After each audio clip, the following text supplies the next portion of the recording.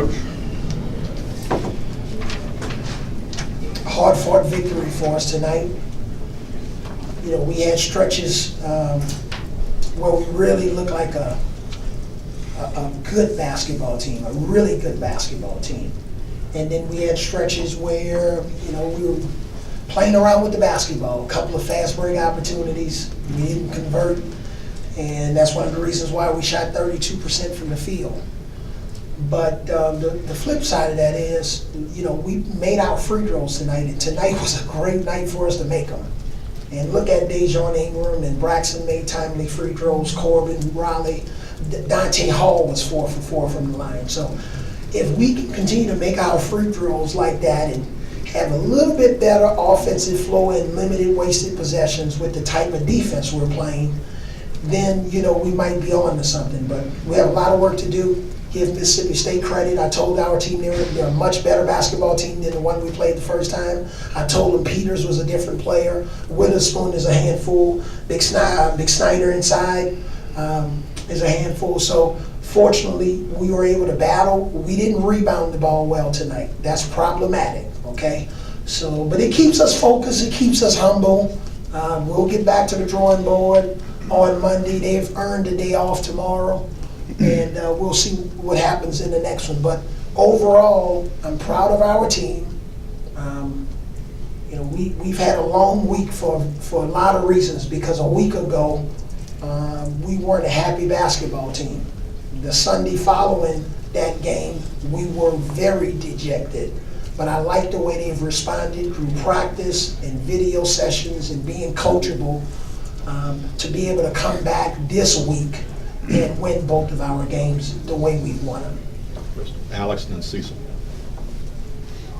Braxton was kind of joking, of course, but he pointed out the fact that Dejon struggled recently for the free throw line. Tonight, 12 to 12. You just kind of point to what his improvement, what he was able to do. Say he was a lot more confident out there. Well, you know, you guys saw it yesterday in practice when we opened up practice to the media, and one of the things you saw is we spend a lot of time with free throw drills in practice. You saw the tail end of one, but that happens 4 or 5 times. And I'm just trying to build confidence. And he wasn't perfect from the line yesterday, but he was perfect today. And I just think that emphasis on getting up there, using your legs, we totally changed Dejon's routine. All right, so he's using his legs more. He's much more confident. Dante Hall, I'm just as proud of Dante and Corbin, guys that have struggled from the line.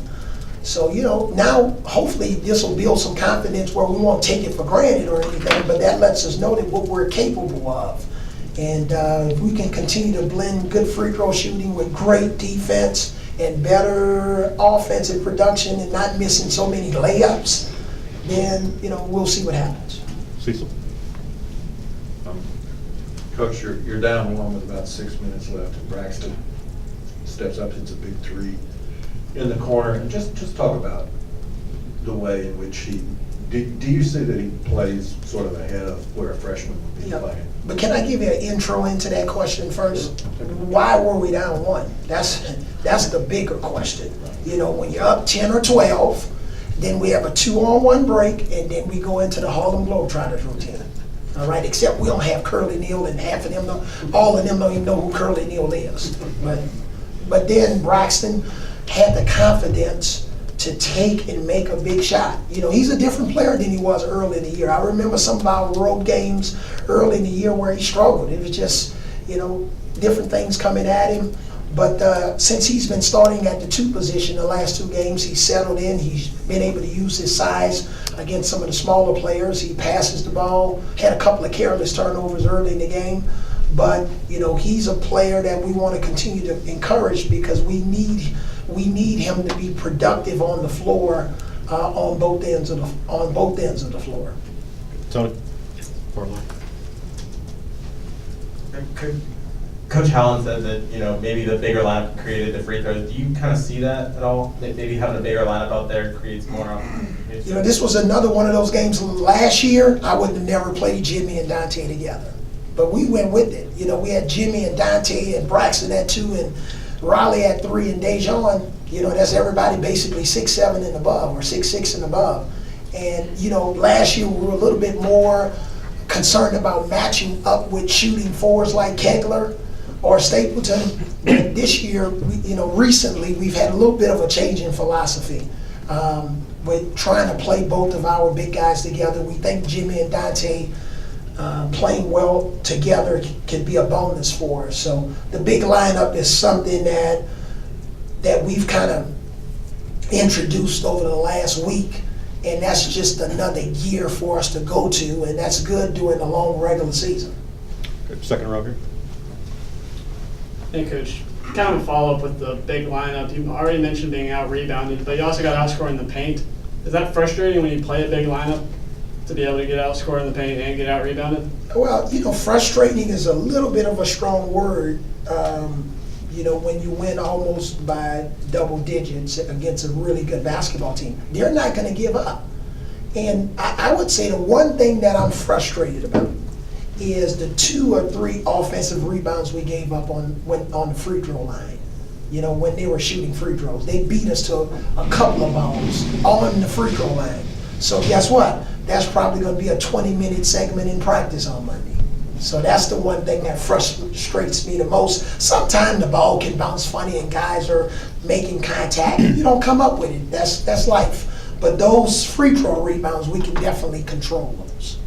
Time for 2 more. Cecil right here.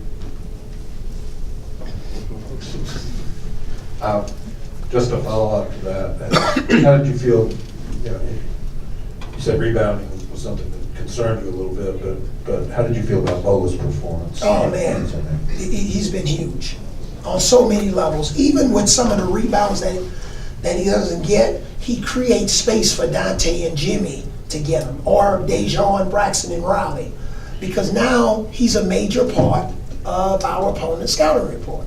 Okay, he was a little bit of an unknown early on, but now, he's a big part of it. And sometimes he draws the attention of 2 guys on the boards, which frees up guys like Jimmy and Dante, and that's something that we just didn't have last year. So he doesn't have a pretty jump shot.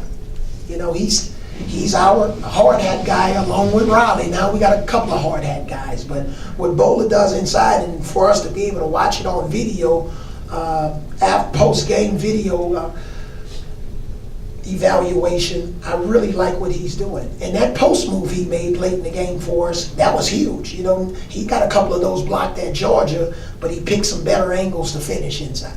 Go to Alex. This will be the last question. Back to Braxton a little bit. You kind of talking about the wildness where he played, had 5 turnovers. I know he's a freshman. What do you kind of advise him as far as kind of his wildness when he's driving the lanes? Well, we had a long one-on-one discussion during an early timeout, and the first 2 he had were very careless. That didn't have anything to do with the defense. Now, a couple of the others had something to do with their great defense. But he was a little cool early in the game, but we had some corrective behavior discussions, and from there he went on to play a really solid game. Those 12 points he scored for us in the second half was huge. Then you got to remember, a week ago, he struggled at the end of a game against an opponent, right? This Saturday, he was better down the stretch. So give him credit for showing signs of growth and development and maturity. Because at the end of the day, this is all about development. This is all about helping our guys improve. If a guy's been struggling all year from the free throw line, when are we going to see some signs of improvement? If a kid's not taking great care of the ball or finishing the game strong, a freshman, or are we going to start to see some improvement? And I think compared to where he was 7 days ago in the Georgia game and tonight's game, you can actually say that he improved, especially late in the game. Thanks, Coach. Okay, thanks, guys. See him.